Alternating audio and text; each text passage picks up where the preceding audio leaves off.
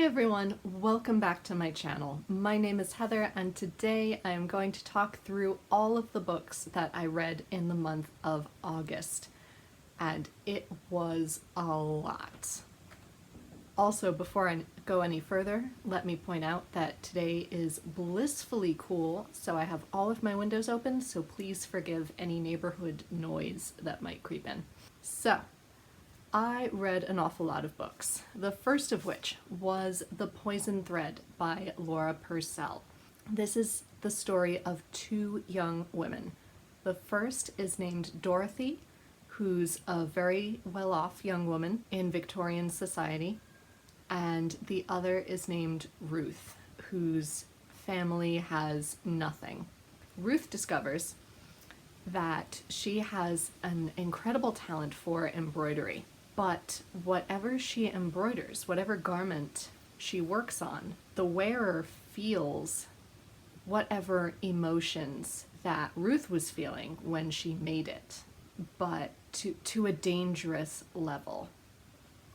So Ruth has now ended up in prison for potentially killing her mistress while she was working as a servant. And Dorothy is supposedly going on charitable visits to the jail and begins to talk with Ruth. But as Ruth tells her story, you discover there might be ulterior motives for Dorothy's visits to her. It's a very short book, but it was absolutely wonderful. I loved it. If you enjoyed Alias Grace or Affinity by Sarah Waters, you will enjoy The Poison Thread. After I read The Poison Thread, I read 6 books in as many days. Because here in the Northeast, Tropical Storm Isaias came through and knocked out our power, and the power company did not restore it for 6 days. So I had nothing to do but read. Luckily, I read some really good books during that time. The first book that I read was The Mercies by Kieran Millwood Hargraves. This is about a remote island off the coast of Norway where one Christmas Eve all the men go out fishing as they usually do, and there is a dreadful storm and they all drown. And it follows one particular young woman along with all of the other women who are left behind and have to fend for themselves now. It also follows a young woman who is married to a Scottish missionary who is sent to the island to become part of its governing force. And it follows her unhappy marriage to him and everything that happens to them both once they arrive and begin interacting with the other women on the island. This was beautifully written. It was a fascinating plot. I feel like I might have rated it rather low when I finished it, purely because that was the day that the storm hit us and I was in a really terrible place mentally and emotionally, so that may have affected my rating of it.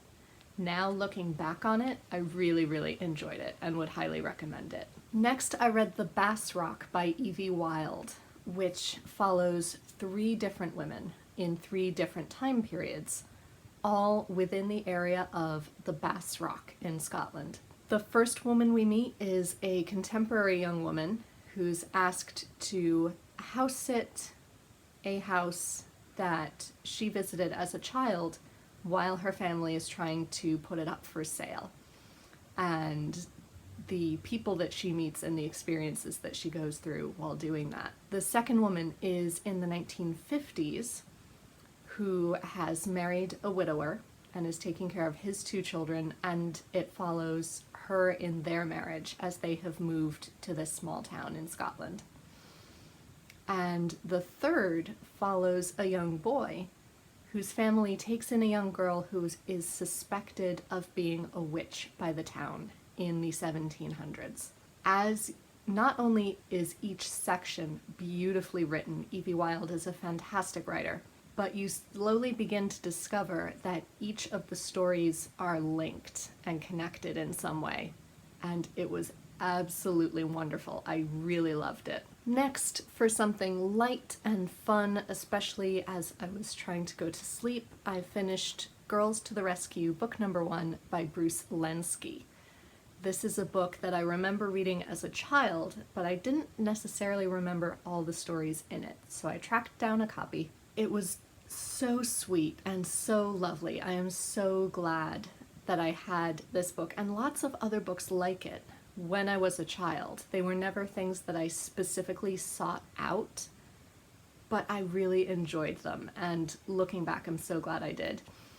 These are all feminist fairy tales, either written specifically for that purpose or adapted from different cultures' fairy tales. So there are folk tales from Italy, from Japan, Russia, Saudi Arabia, the American South, as well as the traditional European folk fairy tales that we tend to think of.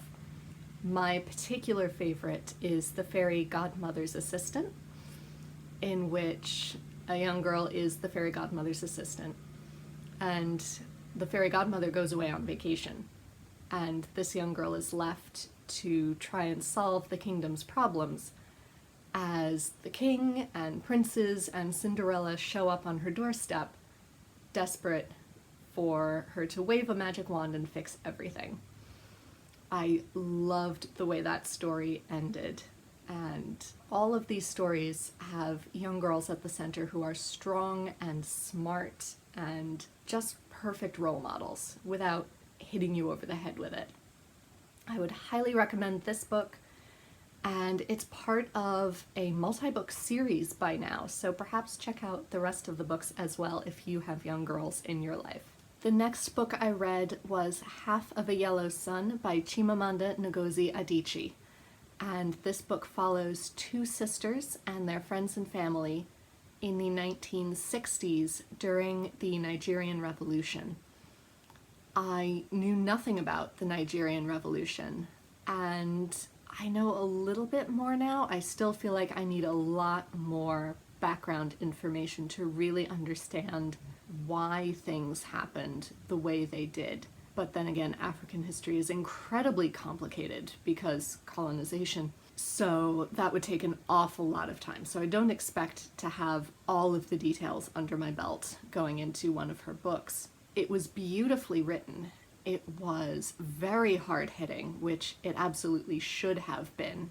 Because of that, though, I would hesitate to say that I enjoyed it, and it wasn't a book that I wanted to keep on my shelves to return to at a later date, purely because I don't know that I would want to revisit that much violence and hardship, even though it is an important story to be told because there is so much of it then and now in the world. So yeah, it was very moving. I'm very glad that I read it.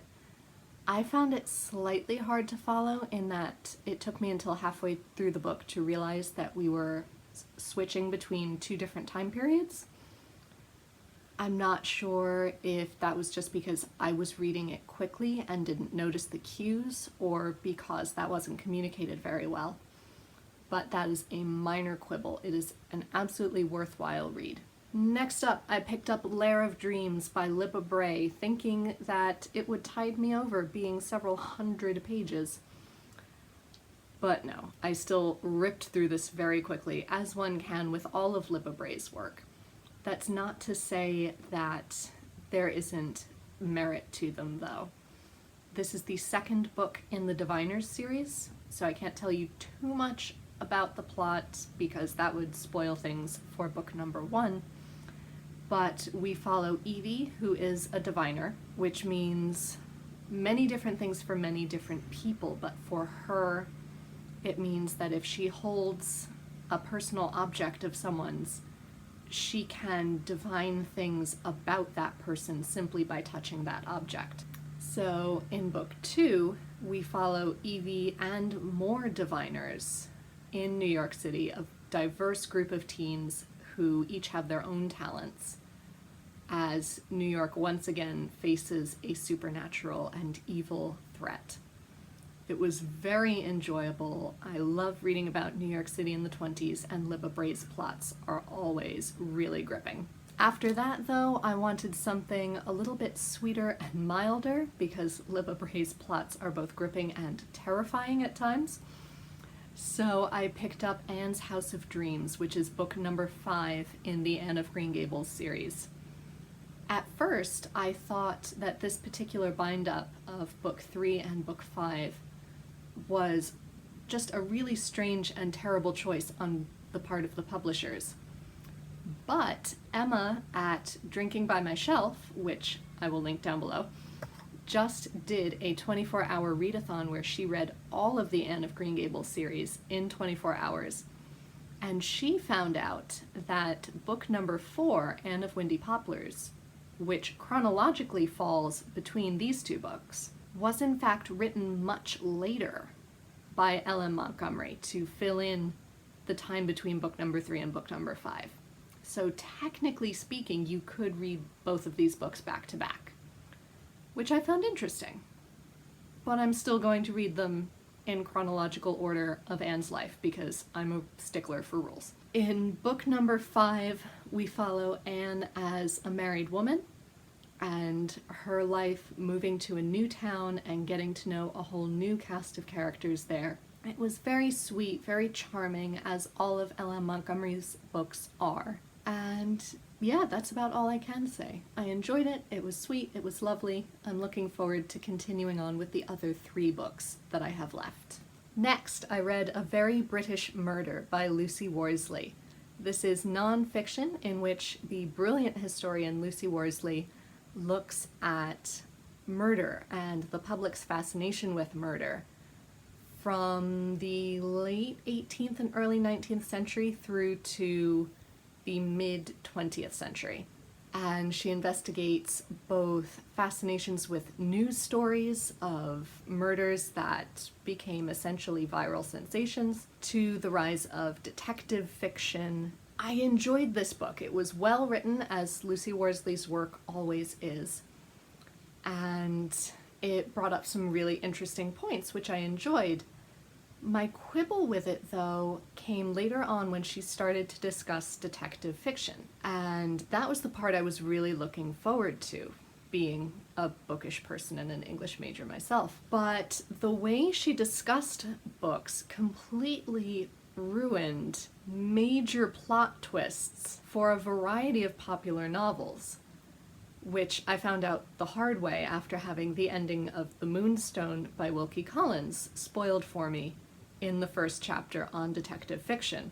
And it was all to point out something about Wilkie Collins's own life, which mirrored that plot twist, which I felt could have been done without giving away the major plot twist, because not everyone, like myself, has read The Moonstone yet.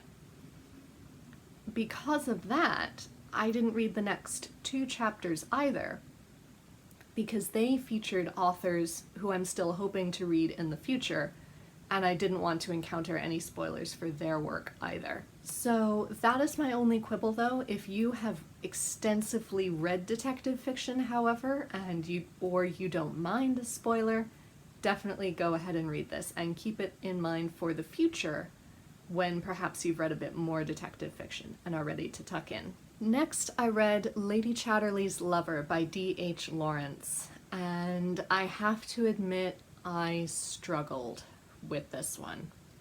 I really did. I appreciate why it was banned. It was fascinating to read from that perspective, because quite honestly I wasn't sure why specifically it had been banned, apart from the fact that it is about Lady Chatterley, whose husband is wheelchair bound due to an injury that he sustained in World War I. So she begins an affair with their groundskeeper. And quite honestly, I thought it was banned because of the fact that Lady Chatterley had an affair. And perhaps it was sexually explicit, and that was about it. I enjoyed the fact that it wasn't necessarily sexually explicit, not in the way that you would find in your traditional paperback romance, say, but it was very frank about sexuality and sex in general, especially from a woman's point of view, which I found very interesting, especially for someone so staunchly masculine as D.H. Lawrence likes to portray himself. There are also swear words left and right, and I mean all of them. C words, F words, everywhere. Which I wasn't expecting, especially for something written this early. So that did take me by surprise, but that's nothing that offends me deeply. My quibble with it, though, is that it just made no sense. None of the characters' behavior made any sense at all. And that is about as much as I am willing to tell you about why I didn't like it, that I am willing to publish on the internet. There are very explicit scenes that just make no sense, especially his trying to blame everything on industrialization. There is no reason given why these two characters are attracted to each other. It's just taken as read that they are, even by the characters themselves. They don't necessarily want to be in this relationship. It's just so weird. So I'm glad that I read it, but it's not one that I'm going to be hanging on to and returning to anytime soon. While I was struggling through Lady Chatterley's Lover, I needed things that were lighter and cheerier to help me push through. And the first one I read was Mr. Malcolm's List by Suzanne Allen or Elaine, I'm not sure. So Mr. Malcolm's List is a Regency romance, again, not in your traditional paperback, not dime store novel kind of way, but it is centered around romance and set in the Regency about Mr. Malcolm, who is the most eligible bachelor in town. Young, handsome, has everything going for him. But he is extremely picky about who he courts, and he never courts anybody for that long. And Julia Thistlethwaite is one of these young women who is seen once with Mr. Malcolm, and then he never calls back. And she is very upset, but luckily she is cousins with Mr. Malcolm's best friend, who let slip that Mr. Malcolm has a list of qualifications that he wants in his future wife. And if a woman he is courting does not have one of those qualities, he never sees her again. So clearly this has happened to Julia, who is outraged. So she calls in her friend Selina as bait to pay Mr. Malcolm back. But of course, this can't go as planned, and humor and romance and entanglements ensue. It was sweet. It was fun. I found the ending rather disappointing in that it seemed to be that everyone was just constantly fighting with each other and unwilling to forgive one another. For no good reason. They were not willing to sit down and have conversations. And then suddenly everything was wrapped up at the end and it was fine. And that, to me, just isn't healthy. I will say that I am still very much looking forward to this becoming a film. There is a short version of the first couple of chapters on YouTube, which I will link down below, which is actually the reason why I ordered this book in the first place. I stumbled across that clip, and it is amazing. It has an incredible diverse cast. The film editing and the script and the way the comedy comes across through the actors is spot on. I absolutely loved it. And it was part of a project by Refinery 29 to help get female-written projects on screen. So this was supposed to have been filmed this summer, but of course, due to the pandemic, that's been postponed. So I cannot wait until the film actually comes out, when they can finally film it, because it looks fantastic. So I will be hanging on to this at least until that film, if not later. Next, I read The Austen Girls by Lucy Worsley, which is one of her fiction series featuring middle grade or young adult heroines set in a variety of historical time periods. This one features Fanny and Anna Austen, who are cousins and two of Jane Austen's nieces. And it follows their struggles just being young women in Regency society and pointing out all of the pressures that were on them and on their families at the time. And each girl deals with that pressure in a slightly different way, but Aunt Jane is always there to help them out. Some of the plots were fabricated and reimagined events in a particular way just to give the plot a little bit more oomph. So it's not entirely believable. It can feel a little bit overdramatic, but the ultimate point of looking at women's position and especially looking at Jane Austen through an outsider's eyes, I found really, really sweet and lovely. Next, for one of the challenges for one of my readathons, which I outlined in my August TBR, which I will link down below, was to read a comic book. And I don't read many graphic novels. I have none that are unread right now. So on a quick whim, I picked up It's For You Snoopy by Charles Schulz, which is one of my mother's dime store copies that she bought as a young girl. And it's just full of Snoopy cartoons, which are just sweet and lovely and so clever. It was a lovely morning read. Next up, because at the end of the month, school was starting, which this year is particularly stressful, I reached for books that were more light and cozy. So I picked up Paddington's Finest Hour by Michael Bond, which is the last book in the Paddington series that he was able to write. And I was really looking forward to it. I've loved Paddington since I was 5 years old, and I own all the rest of the series. So I was really looking forward to these final adventures. And I loved the way he honored the first film. It really made me happy to know how much Bond loved the first Paddington film that he was able to see, because it is fabulous. But it used to be that each chapter in a Paddington story was its own short story, although it may have contributed to an overarching plot over the course of the book. This book didn't follow that formula. It really was more like a straight-up chapter book. So some chapters were just exposition or filler information.